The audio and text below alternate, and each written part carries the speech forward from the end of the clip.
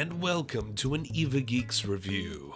Today we'll be looking at the limited edition 4K Blu-ray release of Evangelion 3.0 plus 1.11 Thrice Upon a Time from G-Kids, the fourth and final Evangelion movie in this newly revisited Evangelion series. I say newly revisited, but these movies have been slowly released to theaters since 2007, so I'm not sure how new the series is anymore.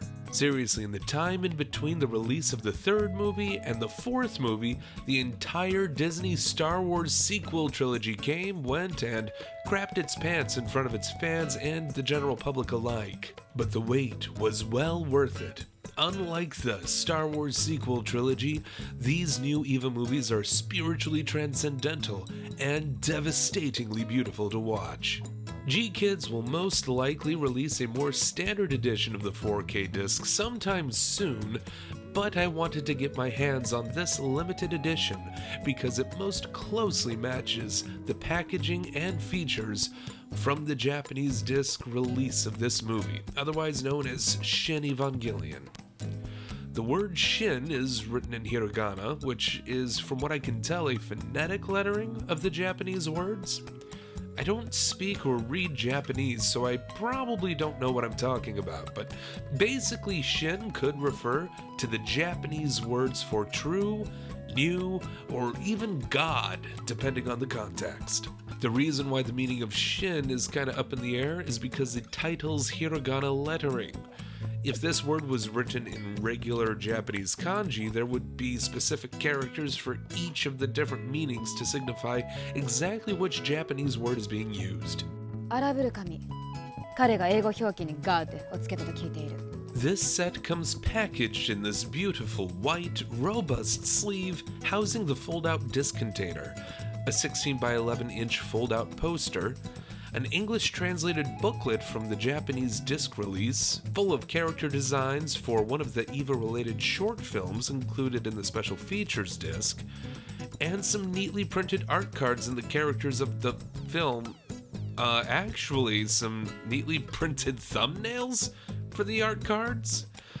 Ooh, the JPEG artifacts on these things are just screaming printed on gloss paper in 2002 with my own digital photo printer. Thankfully, G-Kids will provide high-resolution replacements if you contact them.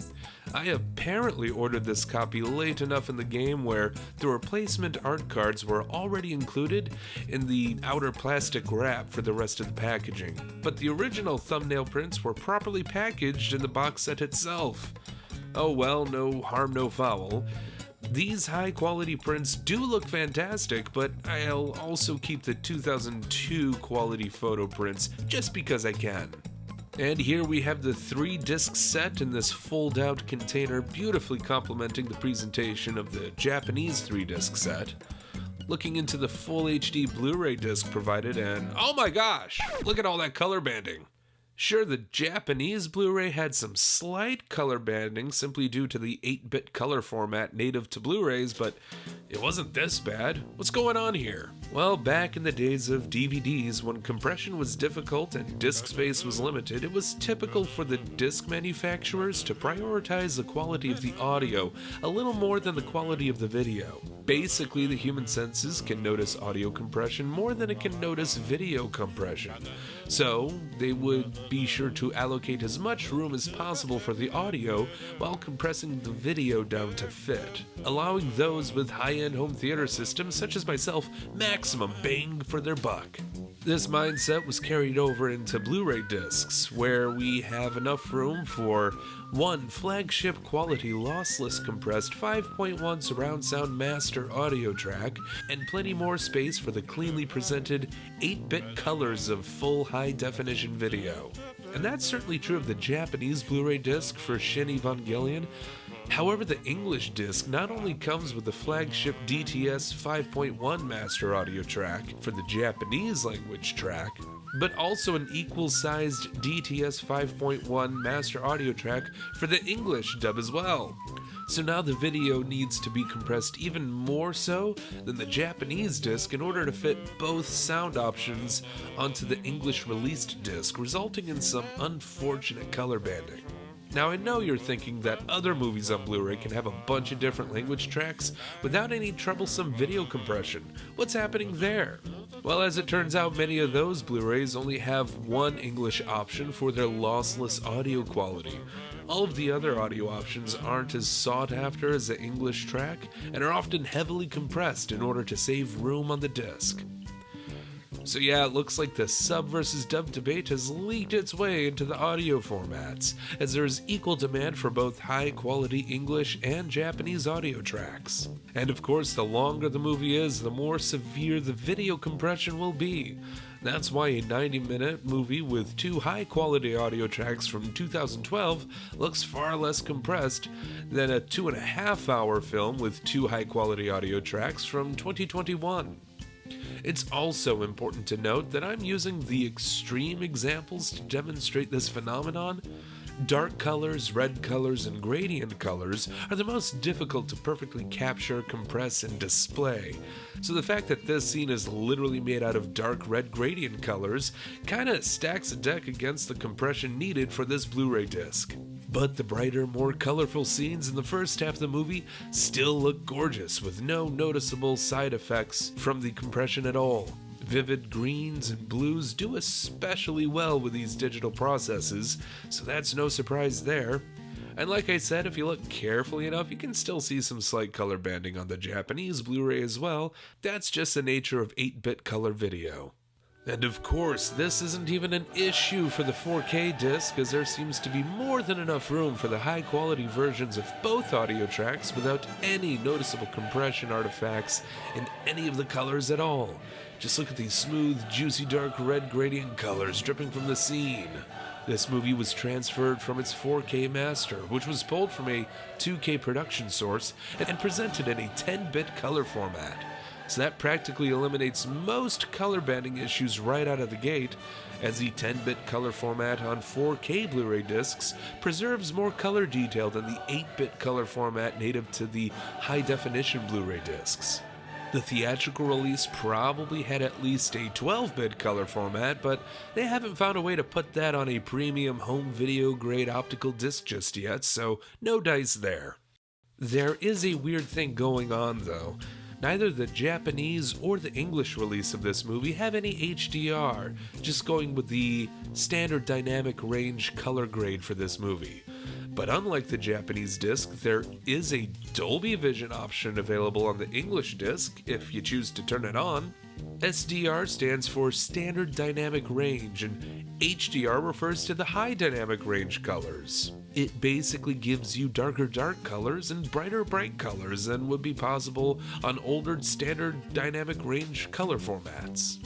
So despite having more color detail, this disc doesn't have any high dynamic range, but it does have Dolby Vision, the most fancy and expensive version of high dynamic range available.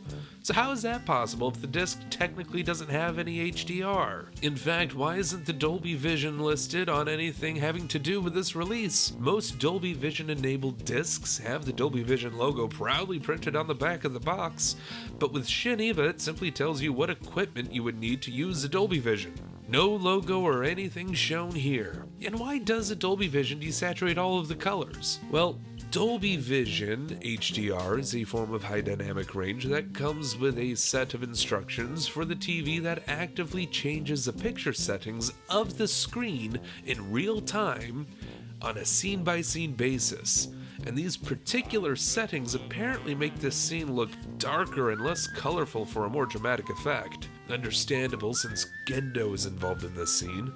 The other scenes aren't as dark because the settings change to match the lighting for each scene. But who decided these changes in my picture settings to begin with? There wasn't any Dolby Vision on the Japanese disc, so where did these settings come from? I looked into it and it seems that Dolby Cinema, a theatrical experience that contains both Dolby Vision and Dolby Atmos audio systems, was introduced to Japanese theaters exclusively through Shochiku Multiplex Theaters back in 2018. This would be about 3 years prior to Toho's theatrical release of Shin Evangelion. Now, today, it looks like other Toho movies are being screened in Dolby Cinema theaters, such as Godzilla Minus One, so it's very possible that the Dolby Vision settings on the English disc release for Shin Eva came from the theatrical exhibitions in these Japanese Dolby Cinema theaters, in which case Studio Kara, the studio responsible for Evangelion, probably had something to do with it. Either that or G-Kids, Toho, or Dolby Vision itself was just making decisions on behalf of Studio Kara. And according to Dolby's own website, they do have standard dynamic range applications of Dolby Vision features, so I guess that's what's happening here? Jesus, 4K disc is apparently more complicated than Evangelion lore. The Dolby Vision does seem to push the standard dynamic range color grade into my TV's high dynamic range color limits. I don't have a light meter or anything, so I can't take any precise measurements, but the bright colors do look like they exceed the limits of the standard dynamic range color grade. This makes it technically HDR, the best kind of HDR, while the precise and controlled adjustments in brightness and contrast settings definitely make the movie's lighting look more dynamic and lifelike from scene to scene. The colors are still very desaturated in the Dolby Vision presentation. Now, I generally prefer to watch this particular film with the Dolby Vision turned off, as Evangelion always had the most colorful scenes of apocalyptic destruction of any piece of cinema in history, and the original color grading of these scenes specifically just fits better for me in that regard. But I'm not against the Dolby Vision either, especially if it's approved by the original creators. It can be argued that the ultra-saturated colors of Evangelion give off a home video feel in the movie. I don't know if I agree with that sentiment, as I've actually been missing colorful movies in theaters for a long time. Just ask me how I feel about Speed Racer or Barbie. But I have to admit, even for me, the desaturation that Dolby Vision insists upon does seem to provide a very elegant feel to the film. Heck, if it wasn't for the fact that it also desaturates the beautiful nature scenes, it might be a little fun and surreal to watch a desaturated apocalyptic scene from Evangelion. And isn't that the true meaning of Evangelion anyway? The Shin Evangelion? That's what Evangelion. it's all about, Charlie Brown.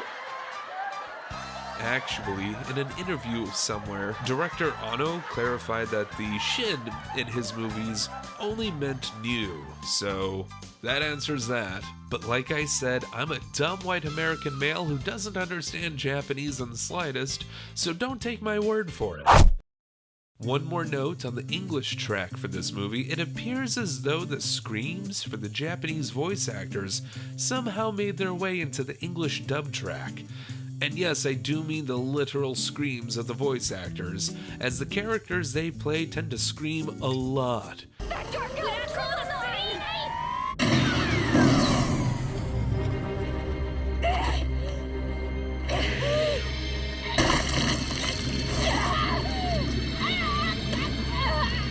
I don't even know how this technical mix-up is possible, as the Japanese voices, including dialogue and screaming, are usually on the same editing track that's removed and replaced with the English audio, or at least they were back in the days of analog linear editing systems. These digital non-linear editing systems can allow the editor to make an absolute mess of the editing timeline once caution is thrown to the wind. I'm usually not one to criticize the English dub of these things anymore, since cartoon voice acting of any kind always has a tendency to sound at least a little cringe when you actually understand what they're saying. But this goes beyond the subjective analysis of art and leaks into the technical presentation of the audio track itself, so that's a bit weird. This messed up audio also shows itself in the Amazon Prime release of the same movie, so it's not unique to this disc release, but it's still a noteworthy mix-up no matter how you come across it. On to the third disc. It's just a regular Blu-ray that comes with a bevy of special features. Teasers, trailers, teaser trailers, TV spots, announcements for the 4D presentation of the whole series, stage appearances with the filmmakers and cast members, and short films that follow the events that count down to the very start of the third Evangelion movie in the series. In fact, it looks like all of the special features from the Japanese release are available on any 2-disc or 3-disc release of this film from G-Kids, save for the Japanese script of the movie. That feature's only available on the Japanese release. I don't want to get into the spoilers of the short film specifically, but suffice to say, they're a whole heck of a lot of fun to watch and make a great treat to supplement the grandiose 2.5-hour long epic that is Shin Evangelion. So that concludes our deep dive into the English release of Evangelion 3.0 plus 1.11 Thrice Upon a Time from G-Kids. According to Ano, there won't be any more Evangelion movies coming out, so I might have started this YouTube channel for nothing, but I guess that's what it all returns to anyway, am I right? I just keep letting me down, letting me down, letting me down. But stay tuned just in case, and I might review other Evangelion releases and cover more Evangelion topics on this channel in the future. So thank you for watching.